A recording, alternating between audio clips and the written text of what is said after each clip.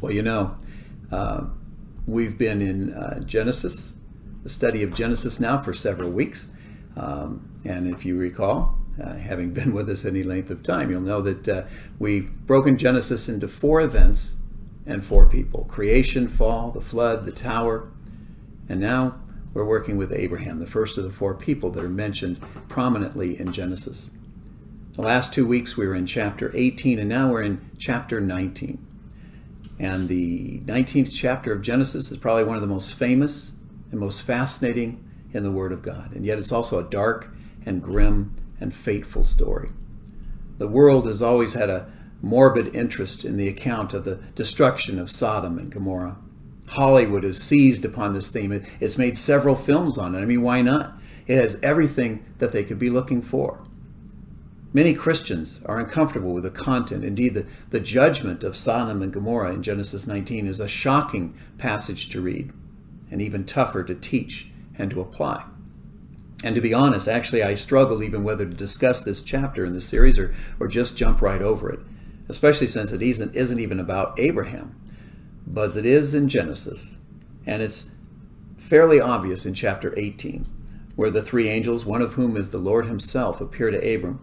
It becomes pretty obvious that the functions of the angels in the story are not primarily to inform Sarah that she's going to have a child, but to destroy Sodom.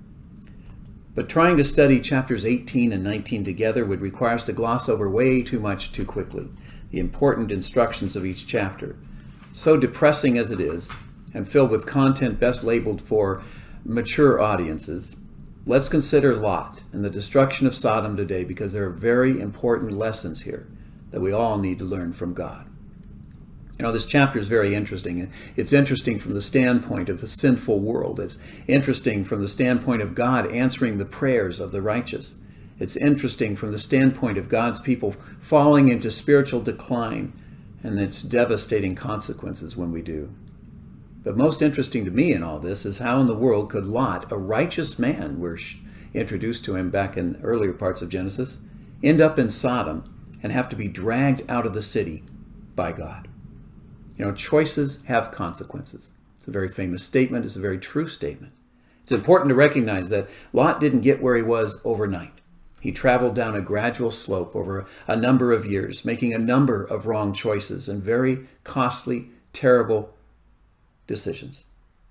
How you and I choose in life determines the course of our life, determines the course of our character, of our legacy. As we consider Lot's decisions today, let us not remember that it's just a story from thousands of years ago.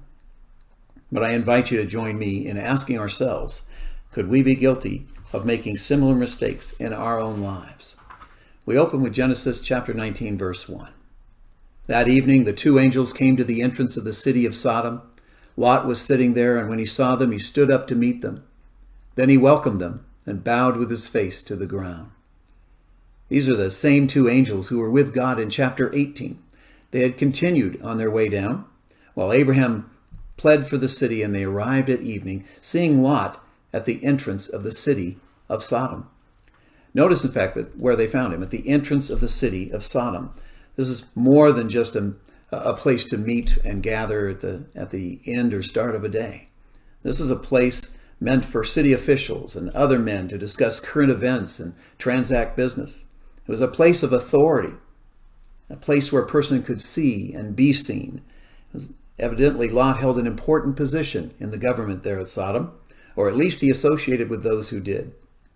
Things have changed quite a bit since we last saw Lot. Some 20 or 30 years ago have passed since Genesis 13. Genesis 13 said Lot chose for himself the whole Jordan Valley to the east of them.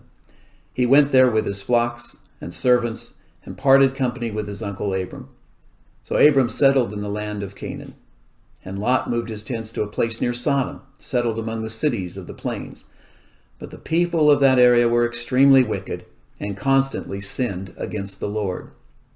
So he pitched his tent toward Sodom. He wasn't yet quite in the city, but he was near it. He was still in his tent, but he was near the city of Sodom, just outside the city of Sodom, in order to still take advantage of what the city might have to offer. Then in chapter 14, we read that he was actually dwelling in Sodom. By the time of the invasion of the 5 kings, He had moved right into the city. And now in chapter 19, we find that he's a man of great importance in town. Moses tells us here that when he first arrived in the city, it was extremely wicked. And he doesn't know it yet, but by the end of the night, he'll lose all that he's earned, and not too many nights from now, his home will be in a cave. Here was a man who was in a successful position in the city, the old familiar position of an immigrant boy from a foreign country who makes good in the big city. It's a rags to riches, poverty to power story. The local yokel makes good for himself in the big city town. But now I want to be fair with this man Lot. It's clear from the whole story of his life that he wanted to get something out of Sodom. That's true. But I think he also desired to give something back as well. I'd like to think that he thought to himself, well, maybe I can do some of these people some good. I'm able to win some of them from evil to faith. It's a wicked place, but perhaps I can improve its moral life. Now, this successful man, I'd like to this morning to ask him 4 important questions. Questions that I think will reveal how much there is of Lot in Sodom and how much of Sodom there is still in Lot. And the rest of chapter should give us the answer to these questions. The first question I have is this: how has your choice of life in Sodom affected your own inner life? The second question: how much have you influenced the city for good, Lot? How effective has your life been in changing the city's evil? The third question: how much material advantage have you gained by living there? And the fourth and last question: what influence did the city's life have on your own family? Now, I think you'll agree these are fair questions to ask of a man who only wants to gain the best he can from the world while also living a life of fellowship with God. And the answers we'll find right here in this chapter. Notice that even though he was living in a wicked city, he still demonstrated the same kind of Middle Eastern hospitality that his uncle Abram had displayed. Verse 2, "My lords," he said, "come to my home to wash your feet and be my guests for the night. You may then get up early in the morning and be on your way again." "Oh, no," they replied, "we'll just spend the night out here in the city square." But Lot insisted.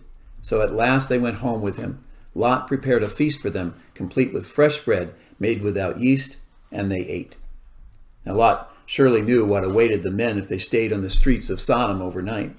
And after Lot convinced the visitors to spend the night with him, though, trouble soon began. Verse 4, "But before they retired for the night, all the men of Sodom, young and old, came from all over the city and surrounded the house. They shouted to Lot, 'Where are the men who came to spend the night with you? Bring them out so that we may know them.'" And even though the narrative here uses some very polite words in order to discuss the situation in mixed company, knowing that there are young ones who are watching this as well, I think it's obvious what these men wanted. The names of Sodom and Gomorrah have always been associated ever since with this one thing. But the situation in Sodom and Gomorrah is so much more complicated than one single issue. Yes, it's about the corruption of the normal man and woman relationship, but it's also the outbreak of mob rule violence and people-to-people relationships. It's about the evil in a fallen man's heart towards God. And this condition of the city would face the judgment of God, and it should concern us as Americans too, because really, is the moral condition of our own nation that far different from Sodom and Gomorrah? I have to agree with Billy Graham, who once said, "If God doesn't judge America, he'll have to apologize to Sodom and Gomorrah." Pastor John MacArthur appeared on a Fox News program last month to discuss California's coronavirus restrictions on religious worship and what he referred to as the moral freefall engulfing the United States. Pastor MacArthur said, "We murder the babies in the womb. If they survive the womb, we try to confuse and seduce them into transgender sexual confusion when they're young. If they survive that, we corrupt them with a godless education," he continued. "If they survive that, we have divorce in the family. And if they grow to be adults, we drown them in a sea of pornography." MacArthur added, "This is a nation so far down in the sewer of immorality and wickedness that nothing surprises me." So far down in the sewer of immorality and wickedness. Well, this could certainly describe the situation we find Lot this morning, and Lot has to do something about it. Verse 6, "Lot went outside to meet them and shut the door behind him and said, 'No, my friends, don't do this wicked thing.'" Notice he calls them my friends. At first it looks like he's going to try and talk some sense to them. But then he does something even more astounding than what they've done. Genesis 19:8 says, "Look, I have 2 daughters who have never slept with a man. Let me bring them out to you, and you can do what you like with them. But don't do anything to these men, for they have come under the protection of my roof." Can you really believe that? Do what you like with them. Lot sought to appease the men of Sodom so that the hospitality of his house would not be damaged. But in offering his daughters to this repulsive crowd, his behavior was just as disgusting, if not more so, than that of the people outside. But these men don't want the daughters. They want the men. Verse 9, "Get out of our way," they replied. "This fellow came here as a foreigner, and now he wants to play the judge. Well, we'll treat you worse than them." And they kept bringing pressure on Lot and moved forward to break down the door. Notice the extent of the evil of this city. This is the reason that God is visiting it in judgment. In verse 4, it says that all the men of the city, both young and old, all the people to the last man, surrounded the house. And as you read this account, you can see that Lot's reaction is disgust and shame. And this is no isolated instance either. This was just a common, ordinary event in the land of Sodom and Gomorrah. In the second letter of Peter in the New Testament, we see a little more of Lot's reaction to life in Sodom. 2 Peter 2, verse 7 to 8. "And if he rescued Lot, a righteous man, who was distressed by the depraved conduct of the lawless, for that righteous man living among them day after day was tormented in his righteous soul by the lawless deeds he saw and heard." Well, our first question of Lot is, how has your choice of life in Sodom affected your own inner life? Is there rest and peace and quietness in your heart? No, that would be back there with Abraham, in his tent under the great oak tree. But Lot is now here in the city of Sodom. His soul was continuously tormented by the wickedness that surrounded him in Sodom. What good is it to have luxuries and wealth and every material gain, of power and authority and recognition, if the heart is so continually filled with a great hunger that it cannot be fed or satisfied? How about question number 2? Lot, what did you do for Sodom? How many did you turn from evil to faith? We continue on in Genesis 19. "The 2 angels said to Lot, 'Do you have anyone else here, sons-in-law, sons or daughters, or anyone else in the city who belongs to you? Get them out of here, because we're going to destroy this place. The outcry to the Lord against its people is so great that he has sent us to destroy it.' So Lot went out, spoke to his sons-in-law, who were pledged to marry his daughters. He said, 'Hurry and get out of this place, because the Lord is about to destroy the city.' But his sons-in-law just laughed, thinking he was joking. Even with his own sons-in-law, he had no influence whatsoever. When Abraham had pleaded with God for divine mercy on Sodom, remember, there needed to be found only 10 righteous men for the whole city to be spared. But when Lot went out to search, beginning with his own family, he could find none. His political power was apparently great, but his spiritual influence was absolutely nil. In fact, here's the record, verse 15. "With the coming of dawn, the angels urged Lot, saying, 'Hurry, take your wife and your 2 daughters who are here, or you will be swept away when the city is punished.'" So our next question is, question 3, Lot, how much did you make while you were in Sodom? What do you have to show for your years here? And again, here is that record, verse 15 and 16. "When he hesitated, the men grasped his hand and the hands of his wife and of his 2 daughters and led them to safety out of the city, for the Lord was merciful to them." Here we see that Lot and his family had to be nearly dragged out of the city that was about to be destroyed. In verse 17, as we continue on in this story, "As soon as they had brought them out, one of them said, 'Flee for your lives, don't look back, and don't stop anywhere in the plain. Flee to the mountains, or you will be swept away.' But Lot said, 'No, my lords, please, your servant has found favor in your eyes, and you have already shown great kindness to me in sparing my life, but I can't flee to the mountains. This disaster will overtake me, and I will die. Look, here's a town near enough to run to, and it's small. Let me flee to it. It's very small, isn't it? And then my life will be spared.' He said to him, 'Well, very well. I will grant this request too. I will not overthrow the town you speak of, but flee there quickly, because I cannot do anything until you reach it.' And that's why the town was called Zoar." Going on, verse 24. "By the time Lot reached Zoar, the sun had risen over the land, and then the Lord rained down burning sulfur on Sodom and Gomorrah from the Lord out of the heavens." Thus he overthrew these cities and the entire plain, destroying all of those living in the cities and also the vegetation in the land. But Lot's wife looked back, and she became a pillar of salt. Now many have questioned how this event could have happened. What kind of destruction? What would make this kind of destruction in the valley? Now some have called it a legend or a myth. It could never have happened. Others believe it to be the result of an erupting volcano. Still others believing lightning may have caused the many tar pits in the area to catch fire and to burn. And some point out, as I do today, that it says here, the Lord rained down the burning sulfur. Why do we as a people feel we have to find a natural explanation for a supernatural event? Bottom line for me, the Lord Jesus looked back over this incident, and in a solemn passage he wrote, remember Lot's wife. He goes on to say in verse 27, early the next morning, Abraham got up and returned to the place where he had stood before the Lord. He looked down toward Sodom and Gomorrah, toward all the land of the plain, and he saw dense smoke rising from the land, like smoke from a furnace. So when God destroyed the cities of the plain, he remembered Abraham, and he brought Lot out of the catastrophe that overthrew the cities where Lot had lived. If we want to know how much Lot finally gained in Sodom, we could take a trip today to the Holy Land, where we might stand on the shores of the Dead Sea, where tradition says that Sodom and Gomorrah are buried deep within that sea, and look out over that lifeless spot some 1,300 feet below sea level. If we're very still, we can listen to the lifeless waves tapping the beach. Nothing grows there today. Nothing lives. Nothing moves at all in that forsaken valley. How much did Lot gain? He lost it all. He was a good man who wanted to do right, but he chose his own way, and he lost his peace and lost his influence and lost all that he had. Still, he longs for a city, even a little one. The life of the city had so gripped hold of his heart that he had to live in a city, but even that was to be short-lived. Verse 30, Lot and his 2 daughters left Zoar and settled in the mountains, for he was afraid to stay in Zoar, and he and his 2 daughters lived in a cave. And the last and most terrible question then is this, Lot, what about your family? We just read what happened to his wife.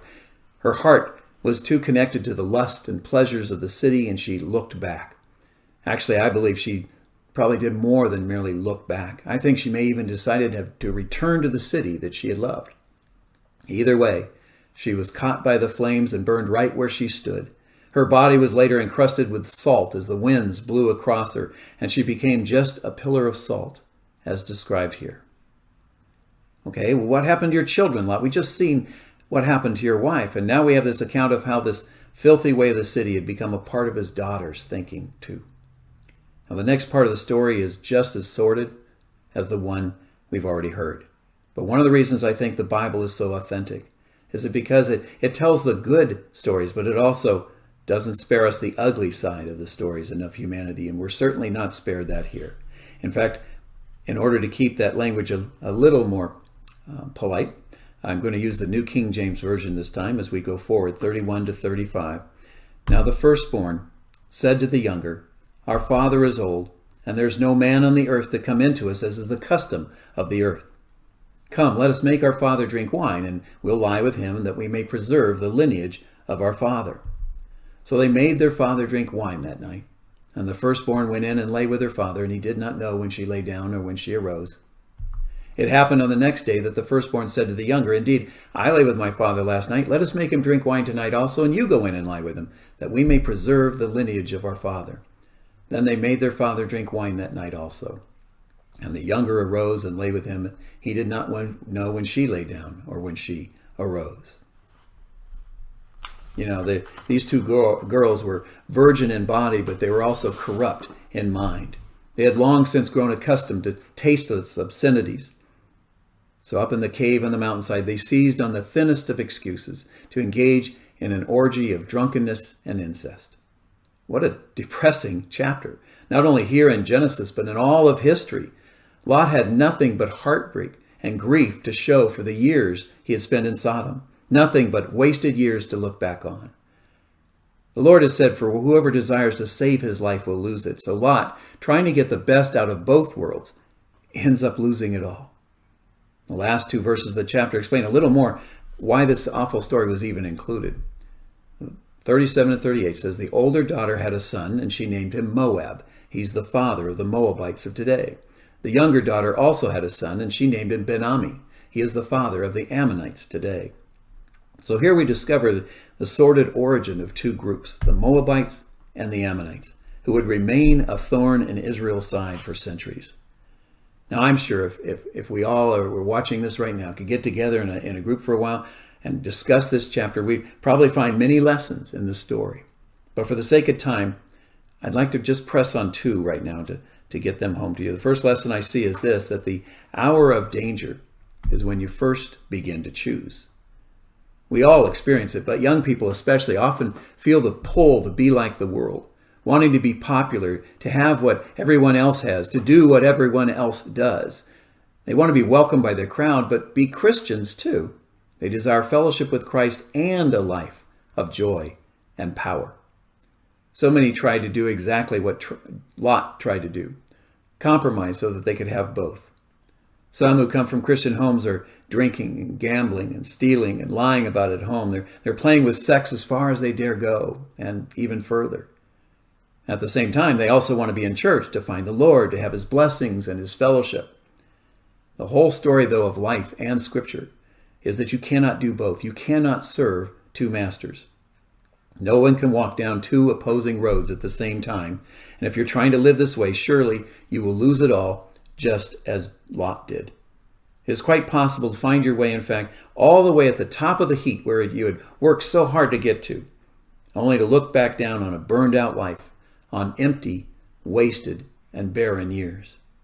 Unless you change your mind and begin to actually choose to put God first before all else, you're going to continue in this very pattern that is traced out here today, until you wake up one day and find that all too is gone. Truly the hour of choosing, and when you're setting the direction of life and not looking back on it. James Boyce says this, you may think that you're different from Lot, but if you've put your job ahead of your family's spiritual life, if you've put your social advancement ahead of proper association with God's own people, if you let your choice of a home keep you from a church in which you can grow in faith and worship, then you have moved from the highlands to the plains of the Jordan. Pastor Bruce Goetsch, after quoting these words, says he could add a couple more indicators to this list. If you're focusing your life on externals and not on your spiritual life, if you're focusing on attaining status rather than on cultivating character, if you're more concerned with what something costs monetarily instead of what it costs spiritually, if you're focusing on what will be the most enjoyable instead of what will be the most beneficial, then you are focusing on the wrong issues.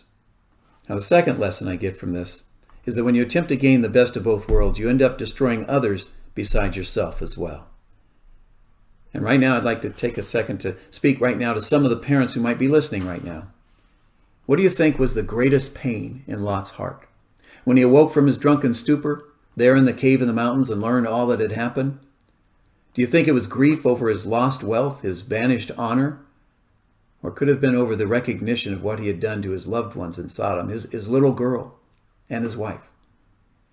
You who are parents and listening need to remember you're being watched by your children. They see your desire to be right and to do good. But for some of you, they also see that the deepest thing in your life is to get gain or to enjoy pleasure. They see that you'll quickly sacrifice a night of prayer and family devotions in exchange for a night out on the town, that you're always willing to take a bigger salary, regardless of what it may do to the family in terms of new conditions or new circles of friends. That the things you sacrifice for, the things you're willing to skimp and save for, are not for God's missions or his church or the work of God, but a new car or a color TV set or nicer furniture. They are watching and they are seeing all of this. Surely this tragic story of Lot is taking place right here and now in the modern Sodom and Gomorrah in which we live today. Remember, our lives don't have to end up like Lot's did.